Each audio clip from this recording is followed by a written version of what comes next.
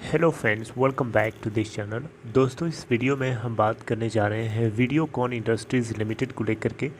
Latest update है, लेकिन उससे पहले आपसे रिक्वेस्ट करना चाहूँगा कि अगर आप चैनल को फर्स्ट टाइम देख रहे हैं फाइनेंस मार्केट को सब्सक्राइब करके बेल आइकन को हिट कर लीजिए ताकि आपको वीडियोस की नोटिफिकेशन मिस ना हो।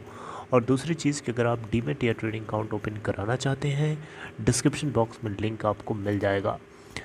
दोस्तों, वीडियोकॉन इंडस्ट्रीज़ लिमिटेड को लेकर के एक लेटेस्ट अपडेट जो है वही मैं आप लोगों के साथ डिस्कस करूंगा, लेकिन आपको उससे पहले बताना चाहूँगा कि नेशनल कंपनी लॉ ट्रिब्यूनल की तरफ से या NCLAT की तरफ से किसी भी तरीके की अभी सुनवाई उस मुद्दे के ऊपर नहीं हुई है जिसका हम सभी को इंतज़ार था।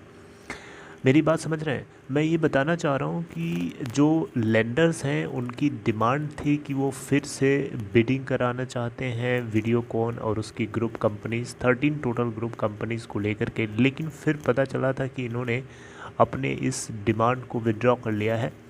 लेकिन कुछ बैंक्स तैयार नहीं थे, वो अपना रिस्पॉन्स फाइल करना चाहते थे, लेकिन इसके बाद क्या हुआ अभी तक कोई अपडेट नहीं है उसके ऊपर। लेकिन यहाँ पे लेटेस्ट में जो अपडेट मुझे पता चली, थोड़ी सी पुरानी हो सकती है अपडेट, क्योंकि मुझे और सब चीज़ें बतानी थी, तो इसको मैंने स्केड्यूल करके रखा हुआ था बताने के लिए, तो मैं आपको जल्दी से बता देता हूँ। देखिए दोस्तों, हुआ क्या है कि देखिए अब में लिखा है NCLAT asks NCLT to give hearing opportunity to Videocon access।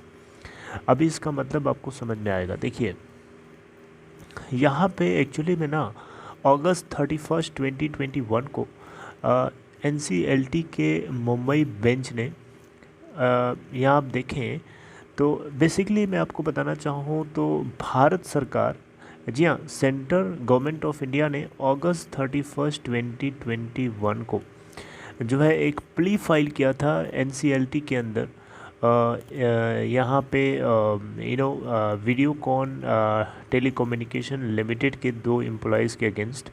तो यहाँ पे बेसिकली हुआ क्या कि 31 अगस्त 2021 को अचानक NCLT क्या करता है कि एक interim x party interim order pass कर देता है, और जितने भी एसेट्स या बैंक अकाउंट्स जो ये दो एपेलेंट 2 पार्टीज़ जिनके नाम मैं अभी बताऊंगा, 2 लोगों के नाम बताऊंगा, इन्हीं लोगों की प्रॉपर्टीज़ को, बैंक अकाउंट्स को, FDs को, बैंक लॉकर्स को, सभी चीज़ों को फ्रीज़ कर दिया।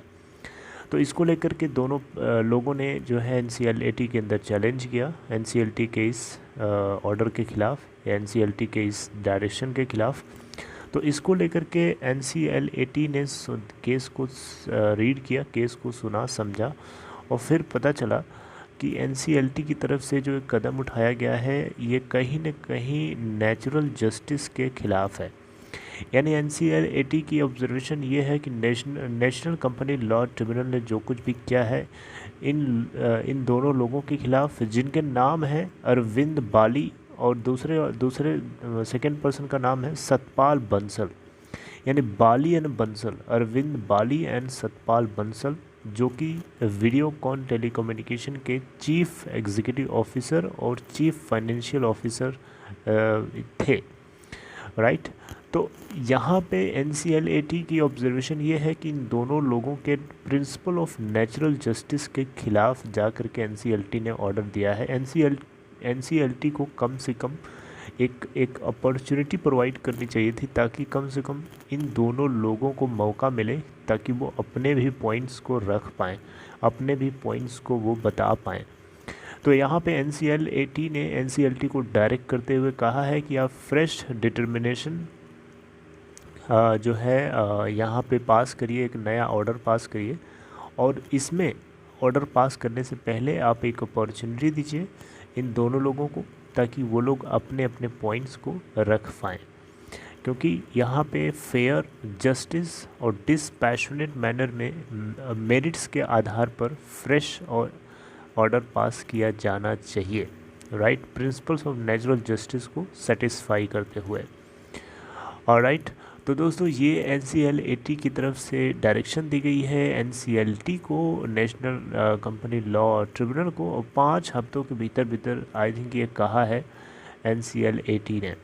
और ये इस तरीके से जो एपेलेंट्स हैं बेसिकली 11 से 12 एपेलेंट्स हैं और इन सभी लोगों को क्रिस्टलाइन क्लियर बोलते हुए NCLAT ने कहा है कि आप भी अपने अपने रिस्पॉन्सेज को और अपने अपने प्लीडिंग्स को रिप्लाई को चाहे तो फाइल कर सकते हैं, राइट। तो दोस्तों ये है लेटेस्ट अपडेट का पूरा मुद्दा। अभी NCLAT की तरफ से उस मुद्दे के ऊपर जो लेंडर्स की डिमांड थी विड्रॉ करने की या रिपीटिंग करने की उसको लेकर के कोई अभी अपडेट नहीं है दोस्तों।